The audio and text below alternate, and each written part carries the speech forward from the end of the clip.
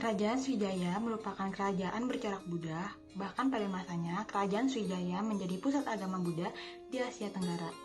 Kerajaan Sriwijaya didirikan oleh Raja Dapuntahyang Sriwijaya Nasa pada abad ke-7 di tepi Sungai Musi, Palembang.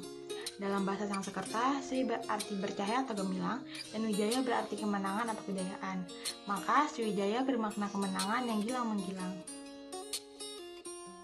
Kehidupan sosial kerajaan Sriwijaya, karena letaknya strategis, perkembangan perdagangan internasional di Sriwijaya sangat baik. Dengan banyaknya pedagang yang singgah di Sriwijaya, memungkinkan masyarakatnya berkomunikasi dengan mereka, sehingga dapat mengembangkan kemampuan berkomunikasi masyarakat Sriwijaya. Kemungkinan bahasa Melayu kuno telah digunakan sebagai bahasa pengantar, terutama dengan para pedagang dari Jawa, Barat, Bangka, Jambi, dan Semenanjung Malaysia. Perdagangan internasional ini juga membuat kecenderungan masyarakat menjadi terbuka akan berbagai pengaruh dan budaya asing. Salah satunya adalah India. Kehidupan politik Kerajaan Sriwijaya dikelompokkan menjadi dua, yaitu daerah Raja Meminta dan wilayah penguasaan. Daerah Raja Meminta pertama ada Dapuntahyang Sriwijaya Nasa. Beliau adalah pendiri Kerajaan Sriwijaya. Pada masa pemerintahannya, dia berhasil memperluas wilayah kekuasaan sampai wilayah Jambi dengan menduduki daerah Minang Tampan yang terletak di dekat jalur perhubungan pelayaran perdagangan di Selat Malaka.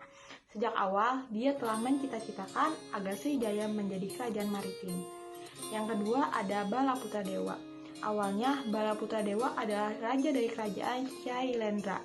Ketika terjadi perang saudara antara Balaputra Dewa dan Pramodawarni, yaitu kakaknya, yang dibantui oleh Rakai Pikatan, dinasti Sanjaya, Balaputra Dewa mengalami kekalahan. Akibatnya, dia lari ke kerajaan Sriwijaya, di mana Raja Dharmasatru, yaitu kakak ibu dari Raja Balaputra Dewa, tengah berkuasa. Karena dia tak mempunyai keturunan, dia mengangkat Balaputra Dewa sebagai raja. Ketiga, ada Sri Sangarama Widjatuwarman. Pada masa pemerintahannya, Sriwijaya dikhianati dan diserang oleh Kerajaan Chola. Sang raja ditawan dan baru dilepaskan pada masa pemerintahan Raja Kulotungga I di Chola. B. Wilayah kekuasaan. Setelah berhasil menguasai Palembang, ibu kota Kerajaan Sriwijaya dipindahkan dari Muara Takus ke Palembang. Dari Kerajaan Palembang, Kerajaan Sriwijaya dengan mudah dapat menguasai daerah-daerah di sekitarnya seperti Pulau Bangka yang terletak di pertemuan jalan perdagangan internasional, Jambi Hulu yang terletak di tepi sungai, Batanghari, dan mungkin juga Jawa Barat atau Tarumanagara. Kehidupan ekonomi Kerajaan Sriwijaya meliputi kegiatan pertanian. Hasilnya kemudian diperjualbelikan kepada para pedagang asing yang singgah.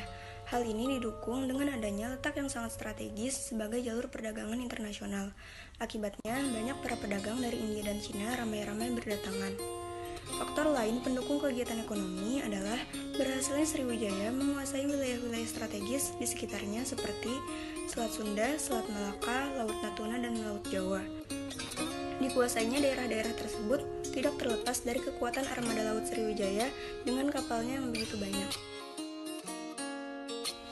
Beberapa peninggalan Kerajaan Sriwijaya yaitu Prasasti Kedukan Bukit yang menjadi prasasti tertua di Kerajaan Sriwijaya, Prasasti Talang Tuwo yang ditulis sekitar 684 Masehi, Prasasti Telaga Batu dan Prasasti Karangberahi tahun 686 Masehi, dan Prasasti Kota Kapur tahun 656 Masehi. Beberapa raja yang sangat berperan dalam Kerajaan Sriwijaya adalah Raja Dapuntahyang, namanya disebutkan dalam Prasasti Kedukan Bukit dan Talang Tuwo. Raja inilah yang sangat berperan menjadikan Kerajaan Sriwijaya sebagai kerajaan maritim yang disegani. Pada masa pemerintahannya, Kerajaan Sriwijaya berhasil memperluas wilayah kekuasaannya hingga ke Jambi. Raja yang kedua yaitu Raja Dharmasatru. Di bawah kepemimpinannya, Kerajaan Sriwijaya semakin besar dan wilayah kekuasaannya mencapai Semenanjung Malaya. Raja ini jugalah yang memperkuat arus perdagangan ke Sriwijaya. Setiap kapal yang berlayar dari Cina maupun India selalu singgah di Sriwijaya. Raja yang ketiga yaitu Raja Balaputra Dewa. Pada masa pemerintahannya, Kerajaan Sriwijaya mencapai puncak kejayaan. Abad ke-9 menjadi masa keemasan Kerajaan Sriwijaya karena berhasil menjadi sebuah kerajaan besar dan pusat agama Buddha di Asia Tenggara. Raja yang keempat yaitu Raja Sri Sudamaniwarma Dewa. Ketika raja ini berkuasa, kerajaan Sriwijaya mendapat serangan yang dilakukan oleh Raja Dharmawangsa dari Jawa bagian timur pada tahun 990 Masehi. Namun serangan itu berhasil digagalkan. Raja yang terakhir yaitu Raja Sangrama Wijaya Tunggawarman. Di bawah pemimpinannya terjadi serangan dari kerajaan Chola India dan berhasil merebut sebagian wilayah kerajaan Sriwijaya. Bahkan sang raja menjadi tawanan meskipun di kemudian hari akhirnya dilepaskan. Runtuhan kerajaan Sriwijaya bermula saat Raja Rajendra Chola yang merupakan penguasa dari kerajaan Chola Mandala menyerang kerajaan Sriwijaya pada tahun 1007 dan 1023 Masehi.